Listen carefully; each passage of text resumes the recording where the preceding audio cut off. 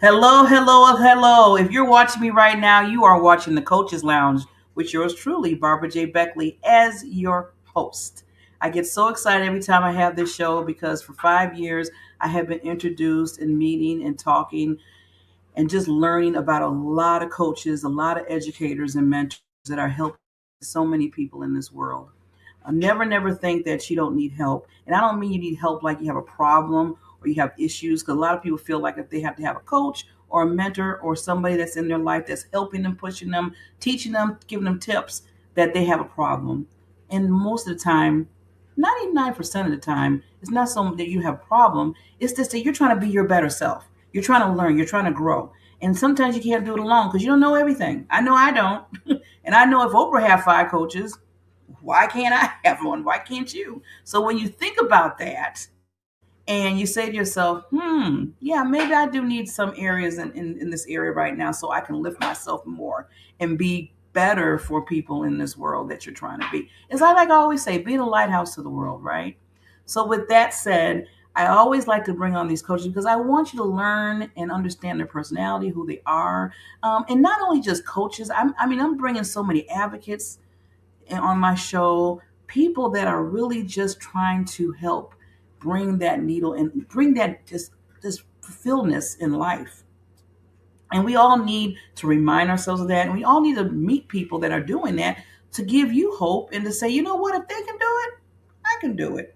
And it's really true. If they can do it, you can do it.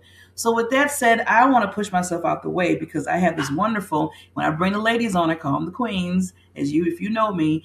And this particular queen, she is simply incredible. I asked this queen, if you were to name this show, what would you name this show? And she said, System Director to Caregiver Advocate, one nurse mission to change everything. And believe me, that whole title really tells it all when you hear her story because it's very powerful, impactful. And I just told her in the green room, the virtual green room, that I give her so much love because to start something so powerful, what she's doing right now with the loss that just happened last year, and you'll hear a little bit about that, you're going to be like, wow, wow. See, this is when you make those decisions to say, are you going to go right or are you going to go left?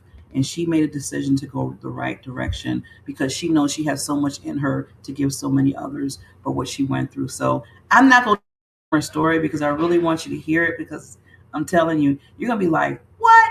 And you're going to ask yourself, what am I doing?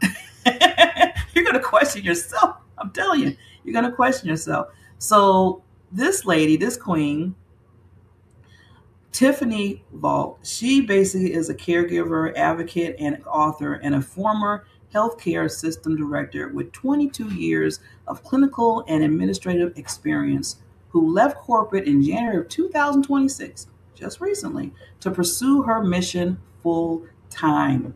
Full time. Now, the part that I don't want to get into is her story, so I'm going to let her do that part. But please take notes and really listen up of why she made those decisions and how it's so important why she did the decision she made. She made the decision she made. So with that, we're gonna have a 30-second video, and then we're gonna bring on this wonderful queen. We'll be right back.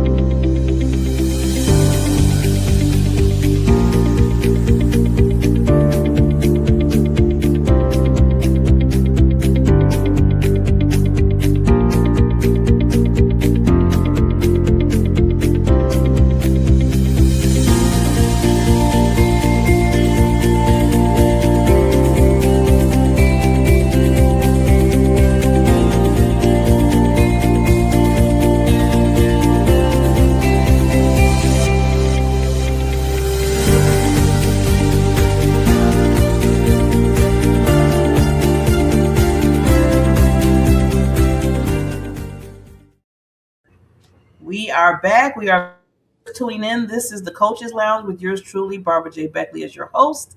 And here I have a wonderful, amazing queen. I'm going to put myself to the side from it because, like I said, I want her to be selfish on this show This is about really, really introducing Miss Queen Tiffany and the things that she has done. Oh my gosh, she has a wonderful son. He is so adorable. All right, buddy. Let me. Uncle Bruce got you a present. All right. No, tell him I'll be over as soon as I'm done recording, okay? Longer. About 35 minutes, 40 minutes. He said, "How long?" Yes. Okay. I know. I I like love the you. T-shirt. Pen. Nice T-shirt. I love you. I'll be over in just a bit, okay? You said in 40 minutes. Yes. So you go wait. And that's about 40 of them. All right. I love you. He's a little man. He is so adorable. He got what they call candy. He's on the candy camera. And oh yeah, he is not afraid of the video camera or anything. I can see him taking charge on the show. I really can. He wants to be a YouTuber one day. Like I'm like, all right, kid, we'll do it. He's already started. I love it. He hasn't started one yet, but he keeps saying he wants to. So I can see it happening. Be ready. But with that, Lady Queen, I just want to first of all thank you for being on the show. Thank you for your time. Like I always tell people, you could do anything else right now, with your wonderful son there, but you took some time out today because your story and what you're doing, I'm telling you, I was so drawn to it. Read it over and over again, and then everything's kind of fresh right now too. So can you? I always say to people that I love to kind of pull that curtain to let people know why you're what you're doing right now, and where you're at. So can you give us this little backstory of that for us? Yeah. So starting with what led up to it, I somehow ended up in nursing. I never thought I was going to be a nurse. That's probably a whole nother story, but I became an LPN and I enjoyed it. I worked at the same health system from 2004 as a patient care tech until January of this year. So I was at the same employer the entire time. And I spent my first 3 years as an LPN in med-surg night shift. And that was from 2005 to 2008. And I decided I didn't want to do night shift anymore. And so I went to the clinics, what we call ambulatory care. Okay. And I loved it. I got to do so many different things. It wasn't just the same sick illnesses that came in and out. I got to go to primary care clinics. I got to do gastroenterology clinics, different types of general surgeries, and see things. And so somehow I managed to work my way up, get my RN, become a system director. But the other part of it is my husband. So he and I actually also got together in 2005. And he was diagnosed originally with renal cell cancer in 2016. And we were very fortunate then. He had a total nephrectomy, which was actually robotic assist. And so he was even discharged the next day. Wow. He had to take 3 months off work and was considered cured.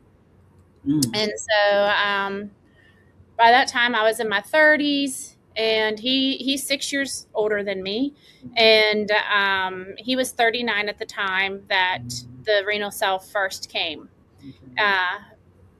Fast forward a few years. Sorry. It's okay. It's the other kid. 2020. Okay. So fast forward, and it's 2024.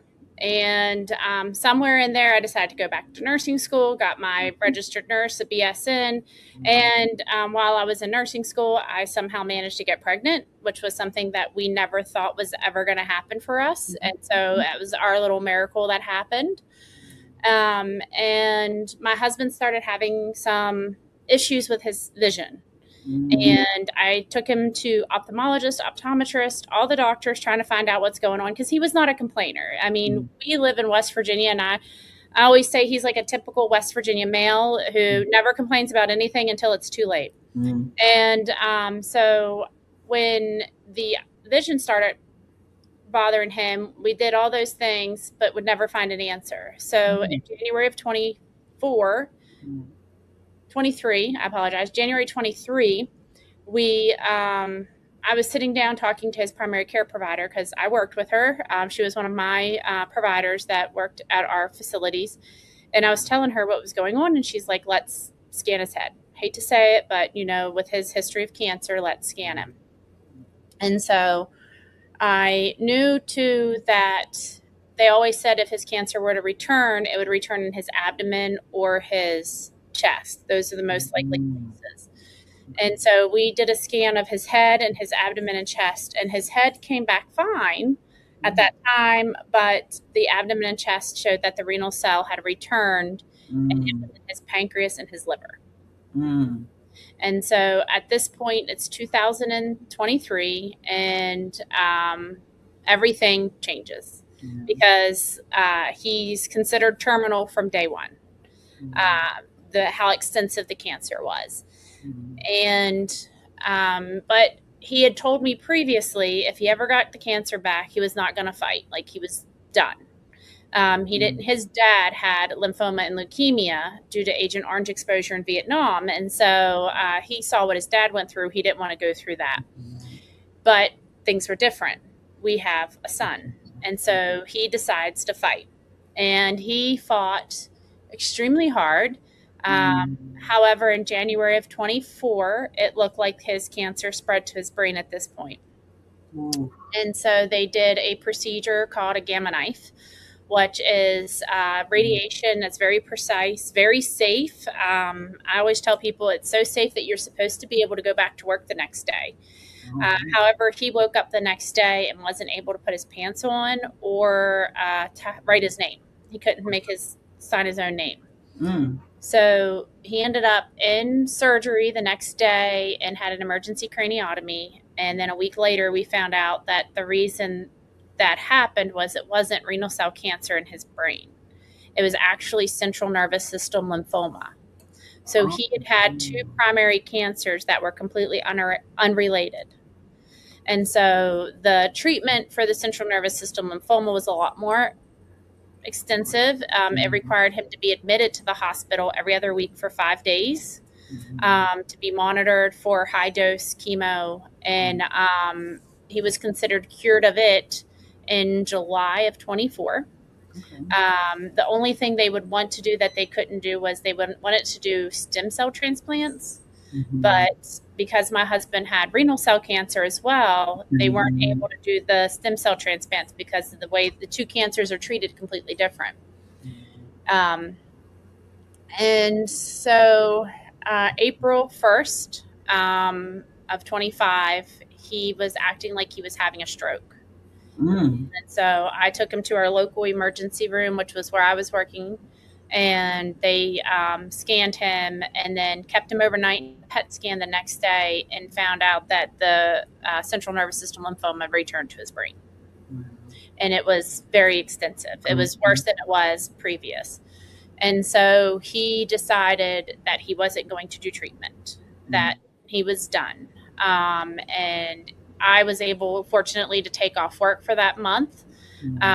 And he passed away at home with our son and I by his bedside on April 25th, 2025. Wow. Yeah. That's a journey.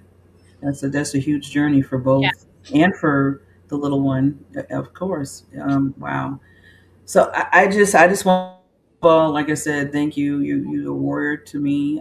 Your husband's a warrior. He was a warrior, and your son. The legacy is going to live on. So I love that about it. So this is the part, Queen, where you basically made that decision that's what I expressed earlier when I was introducing you, and this is where I always tell people, even through the storms of life, even through the battles in life, you still have to make those decisions. So you being that caregiver for him, you're in the medical field, understand everything that was going on because you had that profession and stuff like that, and then to have that loss in your personal life, and then change the direction of what you're doing. What just told you had, like, this was your ultimate purpose now? So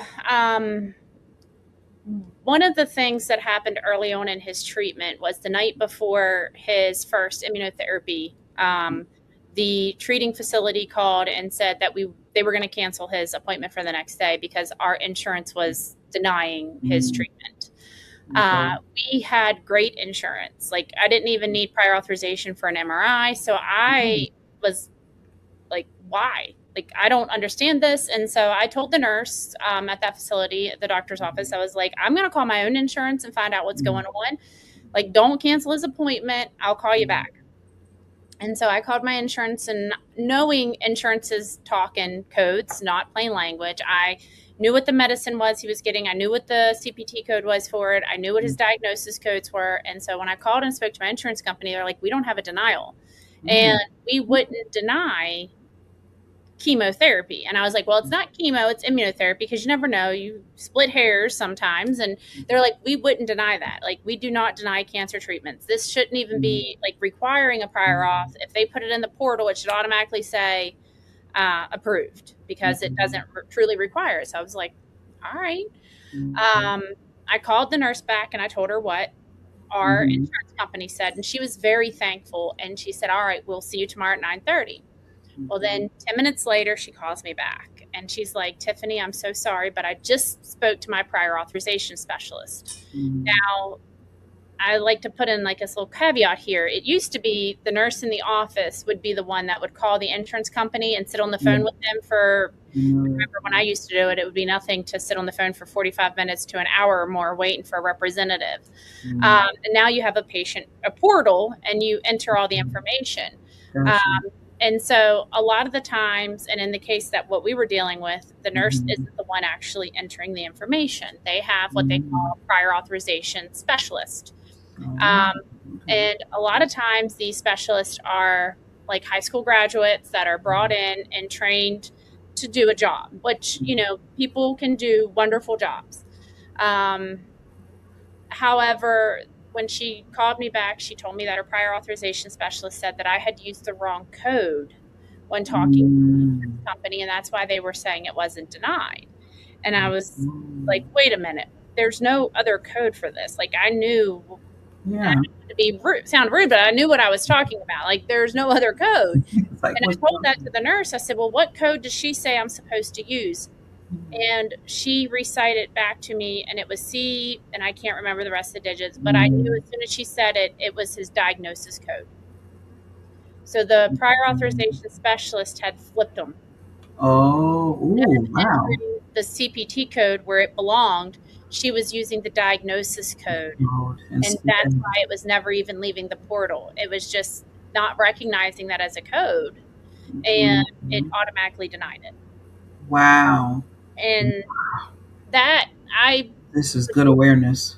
and I was very nice to the nurse, but I was like, look, Yeah. this is what your prior authorization specialist done. If you need to give her my cell phone number, I will be happy to walk her through how Mhm. to do her job, but we'll be there tomorrow morning at 9:30. And the nurse was very grateful.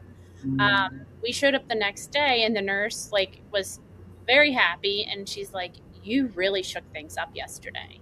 And I was like, what do you mean I shook things up? And I'm like, she's like, well, it appears that we've been having a lot of denials, and now they think they figured out why. So it was just you. I mean, there's a slew of people probably was getting, oh my, I But see why. nobody questioned it, because when the Mm. doctor's office says, people take it for what it is. Yeah, And one of yeah. the things that I really try to tell people, because I've been the person in the doctor's office, and I've also been the caregiver, and I've been a Mhm. patient. Um, you know, those of us in the doctor's office aren't perfect. We're human. Humans Mhm. make mistakes. That's just part of being a human. And so for that prior authorization specialist, for her to have switched those codes, Mhm. I don't want to say it's okay, because it's not. But at the same time, I guarantee you, because she's learned from that mistake, she's never done that again. Well, no. How many other? I'm just thinking about how many other individuals had to deal with maybe a denial, and it really probably wasn't a denial. Maybe it was because, like you said, it was a code issue or something that was Well, not incorrectly. just at that facility, but nationally. I don't have the information right in front of me, but it's one of the things I've been researching. The number one reason for a denial most of the time during prior authorization is due to clerical errors. Mm. And when you look at Medicare Advantage, and Medicare Advantage is one of the insurances that have the most like information out there that you can look at. But when you Mm. look at Medicare Advantage, um, almost 90% of their denials are when they are appealed are actually overturned and then processed. So people just don't question it. They say, okay, it's denied, and then Mhm. you fall into the trap of, well, my insurance sucks. Mhm. I'm stuck with this. Right.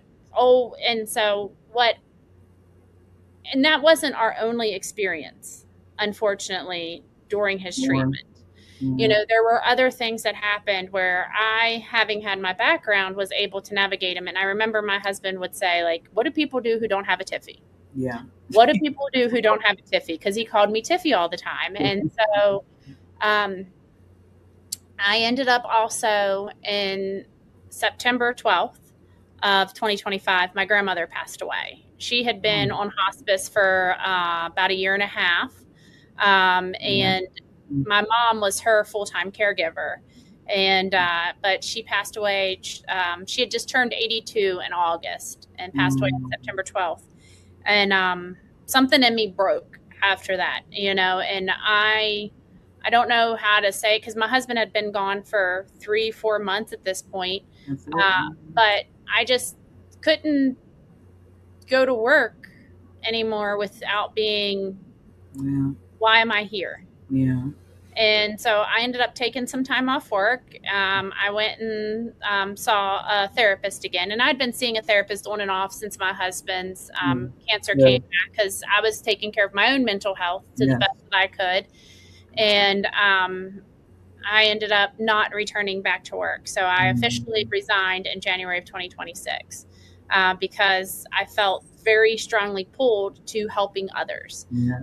and figuring out a way of, making a living to support my son and I as what I like to call a caregiver coach. Mm. Somebody who's there to help them fight the fights, but also there to help teach them how to Mm. fight the fights. They don't need me all the time. What they need is to be able to learn how to do it themselves, and then they can take it and help another loved one.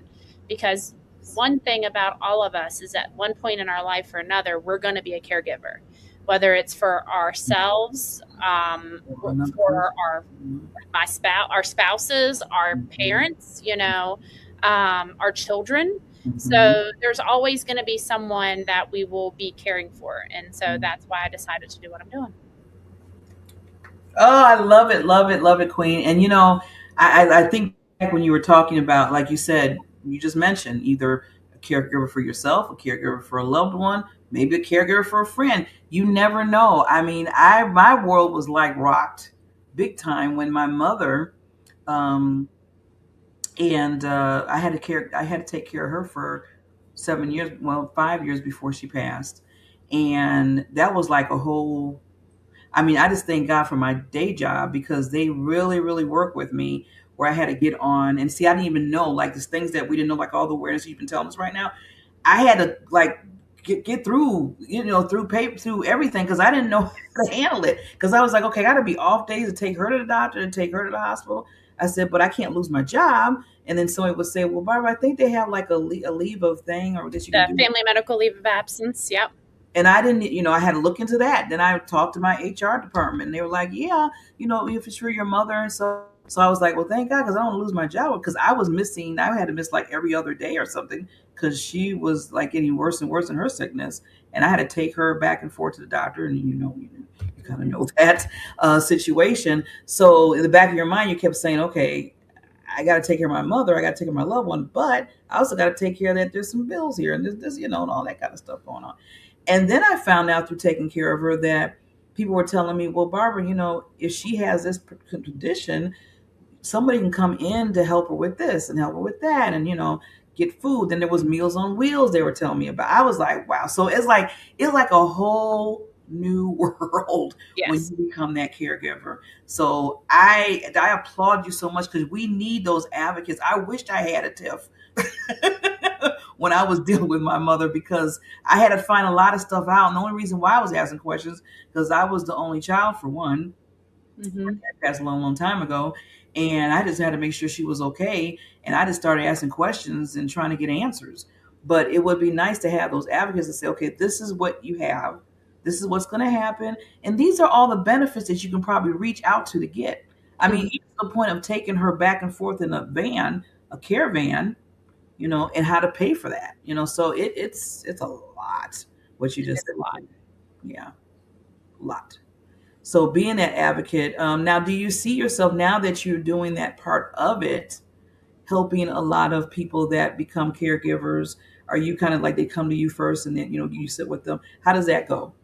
Yeah, so they'll come to me and I'll listen what's going on. Like where are they struggling at? And I also am a big believer like I'm not going to take anyone on a path that they don't want to go on, Mhm. because like you can't force someone to do something that they don't want to do, even if you feel or know it's the best thing. They're not going to. So I always try to start slow, offer Mhm. resources, and then like if there's a denial or something, help them work that out. I know I often hear people say, well, why is that my job? That's their job, meaning the hospitals. And I'm like, no one's going to love your person more than you do. No. Mhm. So really it is our job as the caregiver, or our job as our own advocate or our own caregiver, to make sure that we're getting what we need, to have the best outcome. Yeah, I love how you said that. Like you said, you're not the. I always tell people, your loved ones or even a friend, close friend or whatever, try to go with them when they have like those appointments or when they have to see certain specialists or whatever. Because I always notice when you're like by yourself, sometimes you're treated a little bit different than when you have somebody with you, even if it's a caregiver advocate there for you. Hmm. Because then people know, and I mean, people that are working with you, be it hospitals, clinics, whatever it is, they're like, well, they have somebody there for them, even though we're trying to do the best we can. There's somebody there that's advocating for them, and somebody that's caring. So that's why I love what you're doing, because there's a lot of people that don't have maybe family or don't have a close friend that can be their caregiver. So you're kind of like the one that they see for the hope to say, "Oh, thank you for being in my life, so you can help me maneuver through this." Um, yeah, because I always think of myself, I'm like, okay, I was like I said, I haven't had no children. I couldn't have any children, so it's just me. And me and my husband divorced a while ago, so I'm getting older, and I was like, okay, when I get to that point, what's going to happen, right? So those are things to think about, and Hmm. you can kind of come in and kind of give kind of the lay of the land and say, okay, this is what you can do, Barbara, when get to this point.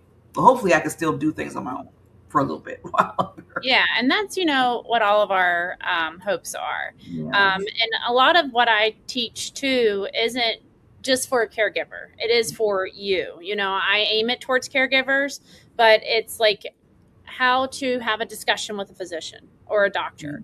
Understanding that you shouldn't go into a doctor's office with 10 questions. A lot of people do it, and you only have a 15-minute visit. So to realistically think that you're going to get all those questions answered after the assessment's done and everything else, like you're setting yourself up for failure.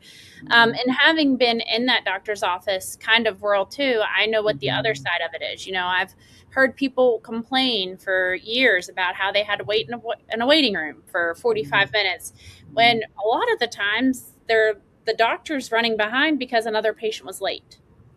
And so I try to bring those things in, because the doctors aren't going to be able to go up to you and say, look, I'm sorry, I had 3 patients show up at 10 minutes late, and because my administrator makes me see every patient that walks in the door and doesn't want us to turn anyone away, we're 45 minutes behind now. But those Mhm. things happen, and it's a Mhm. trade-off in a sense, because then you could end up being that person that's 10 minutes late, Yeah. and you'd Yeah. want to be seen still. You wouldn't want to be sent home. Yeah. And so, those are the kind of things that I really like to teach and instill in people as well, Mhm. because it's not a world that most people are used to. And I always say, like, even nurses, a lot of nurses don't know what CPT codes are, or the Mhm. billing side of things. Like, I've had the pleasure, because I loved my job, but of learning all these different aspects to be able to help others understand them now. Wow. Yeah, you're right. I got to look at both sides, because since with my mother for one, and then I've been in some big health crises the last 3 years too of myself. I've been learning both sides of the wheel, like you said. I've been learning the side of my side as a a patient, and I learned the side of the like you said, the hospital, the clinics and stuff. And I have to give them so much credit, especially when I was in the hospital and had to stay for weeks and weeks. And I see what they have to deal with, and I always say, Tiffany, I want to be the good patient. I don't want to be the one that I'm hearing around, because I would hear them. I was like, Yeah. oh my God, what is going on? Why are they cussing them out like that? Why are they saying it like that? They were just trying to help them. In my mind, why are you yelling at them? I wanted to go in some of the rooms and say, stop it. You're acting like a baby. I know you're in No. pain. Yeah. What are you doing? So I seen both sides of the thing. So that's why every time I go to any kind of appointment I have or anything, I always thank them. I always thank them. And one thing about I know with my when I go to the doctor too, like you said, they can be behind because people are late. They will let us know too. They're like, well, the reason we're first of all we're sorry we're so late behind. There was some people that so I mean the nurses explain, so Hmm. that helps a lot too. To understand what's going Yeah. on. So healthcare, is one of the to me is the I tell people thank them all the time. Thank your nurses, thank your doctor, thank whoever that you're seeing, the experts, whatever, because there is a whole nother world behind that you might not even understand what they got to deal with. Yeah. Yeah. And they So, keep and a then lot of you it can behind. advocate that. Oh, I'm sorry. Go ahead. I was saying they keep a lot of it behind the curtain. It's kind of like going at Walt Disney World. I've never been, but I've always heard like you don't see what's really going on at Walt Disney World when you're walking through Walt Disney. Like there's so much stuff going on behind the scenes. And that's a lot in the hospital and in the doctor's office as well. There's so many things going behind the scenes. Well, you see a quiet hallway, and that takes skill and time and patience to get that way for our patients, not to induce more anxiety. Yeah, yeah, and just coming back to what you're doing right now, again, giving you so much love that you being an advocate for both sides, so people can have the awareness and understanding. Because I would have never knew right now what you just said. I'm so glad you mentioned that, so people can hear the audience. Just double check sometimes. When a denial happens, you never know. It just might be a code that cause a whole difference or something like that. So with that, I want to make sure I give you just a little bit more time. Any lasting thoughts for the audience? And then I'll make sure they know where to contact you if they have any questions or just need that kind of service you have. So I'll be Yeah. So the biggest thing that I always really like to instill people as well is to make sure that you are okay with advocating for yourself or for your loved one. It is okay to ask questions. It is okay to, just dig in and find out what's going on because like I said earlier, no one's going to love you or your person as much as you do. And so it's you need to be that person. You need to ask the questions and don't ever feel like if you ask too many questions that you're going to be mistreated. A lot of places anymore are actually being graded by insurance companies on patient satisfaction reports or patient satisfaction surveys. And so they're not going to treat you badly because you could end up being that person that gets the survey. And then, that could really bomb their entire patient satisfaction scores, which actually affect their reimbursement. So, yeah, don't ever be afraid to speak up. Wow. I see. I'm taking notes. I'm taking notes, Queen. With that, thank you so much for explaining that as well. And and I want to just add something to that real quickly before we close out. Is if you do have any type of person in the health arena that has done really well, a nice done nurse, they were really kind to you, or they treated you well, and they gave you the respect. I mean, just somebody that really that did their job, make sure you fill out those surveys and put down how they were. I know I was having, because I have lymphedema, and I had to go to basically pain care, and they had to wrap my legs up, and I had to do that for 6 months, or not 6 months, 6 weeks. I had the most amazing nurses. Up to the point where they got to know we were like family, because I had to go there for 6 weeks. For a while, they're like, "Hey, Barbara," like, "Hey." But I made sure I took the time out to do the survey. and two of them got a little like award thing. I think it was like best nurse of the week or something like that. And it really counts. So I just wanted to kind of say that because and it could be even with Tiff. She's an advocate. You can say some things, nice things, and then people know, wow, she's amazing. She can help people out. So it doesn't take that long. It doesn't take that long, people. I just want to put it out there. Some people are like, well, I don't have time for that. Well, you know what? They could have said they didn't have time for you. So I Yeah. always say that. Take that time out. Yeah. And I'd like to add to that because a lot of people also don't think of it this way. Usually, those who have a great experience are not the ones that complete the surveys. It's the ones who are upset that end up completing the surveys. And so a lot of times, and we've felt it before, in our clinics when I was working, beat down because you knew that there was hundreds of patients that were coming through that had great experiences, but you end up with the two or three that had the bad experience, and then that's the only thing that anybody hears. They don't hear the good things, they hear the bad, and so to make sure that you're sharing the good as well is so incredibly helpful for everyone. Yes. Thank you. Thank you so much for adding to that because it is important. I think that's everywhere most of the time. It's like you're going to hear the bad ones right quickly, but the good ones people don't take time to do where they had a nice experience. It would be Mm-hmm. nice to have that more. But thank you so much, Queen. You are amazing. You're an angel for people. I know I'm going to probably be calling you. I know I am because I'm You going to need got help me. to maneuver. I'm going to need some help. So, with that, people, wonderful audience, this is the Coaches Lounge again with Barbara J. Beckley, and you met another wonderful shining star of the world. Like I said, she's a lighthouse to the world. Not only her, but she's helping so many other people just kind of get through what we need to go through when it comes to caregiving, when it comes to advocate, when it comes to the health industry, health field. It's nice to have somebody there with a voice for you. See, that's what I always say. It doesn't that you're broken. You just need other voices that know and expertise at it. So, because believe me, I am not a doctor. I'm not a nurse, and I haven't been in healthcare. So, yes, I would really lean on people that know what they're talking about. So, with that said, especially when it comes to your health, especially when it comes to your health that we will see you again at the next Coaches Lounge show with yours truly, myself, where we spotlight experts' advice for life and in business and make sure that you're uplifting your life with help from others because you deserve it. You take care and have a wonderful rest of your week.